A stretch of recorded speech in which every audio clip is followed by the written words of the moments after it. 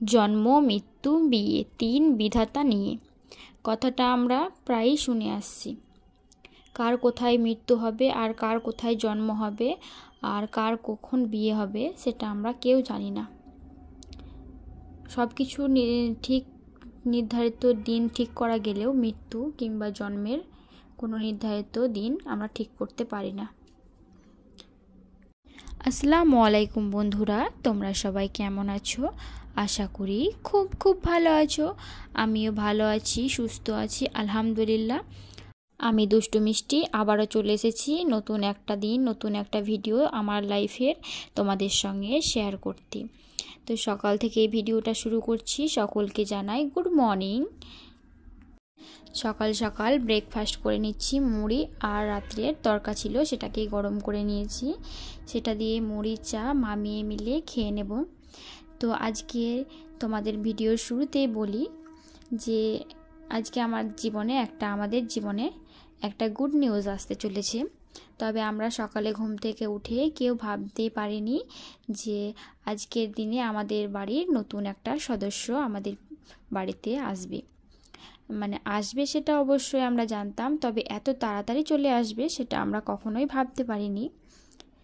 প্রত্যেক দিন সকালবেলা যেমন শুরু হয় নর্মালভাবে, ঠিক তেমনই নর্মালভাবে আজকে আমাদের সকালটা শুরু হয়েছিল। তো কিছুক্ষণ পরে আমার 10টার সময়, 10টা না অবশ্য 9টার দিকে আমার বড় জাই হঠাৎ করে পেটে ব্যথাটা শুরু হয়েছিল।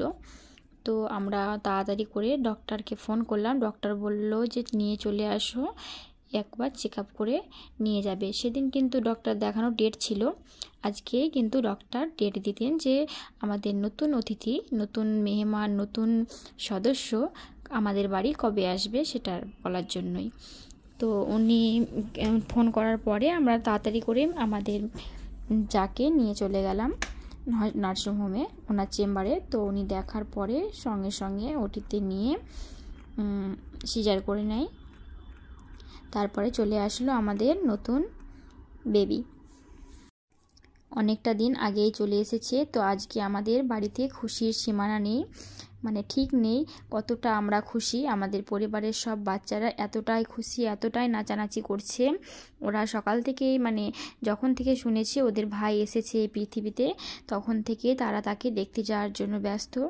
তো তারপরে আমরা শুনে বেশি রান্না কিছুই করলাম না, নর্মাল একটু আলু ভর্তা আর ডাল ডিম এইসব রান্না করে খেয়ে তাড়াতাড়ি করে আমরা চলে গেলাম। ওখানে অবশ্য অনেকেই আছে নার্সিংহোমে। তো আমরা আবার দেখার জন্য বাচ্চাদেরকে নিয়ে বিকেলের দিকে যাচ্ছি। তো যাওয়ার সময় বাচ্চাদের কত খুশি দেখতেই পাচ্ছেন, ওদের মুখে ফুটে উঠেছে। এই যে আমরা চলে যাচ্ছি নার্সিংহোমে আমাদের নতুন বেবিকে দেখার জন্য। আমার জায়ের কাছে অনেকেই ছিল, তো বাড়ির সবাই একবার করে দেখতে যাচ্ছে, আবার চলে আসছে। আমাদের এখান থেকে বেশিক্ষণ দূরে নয়, আধ ঘন্টা মতো দূরে নার্সিংহোমটা আছে। তো আমরা সবাই একবার করে দেখতে যাচ্ছিলাম।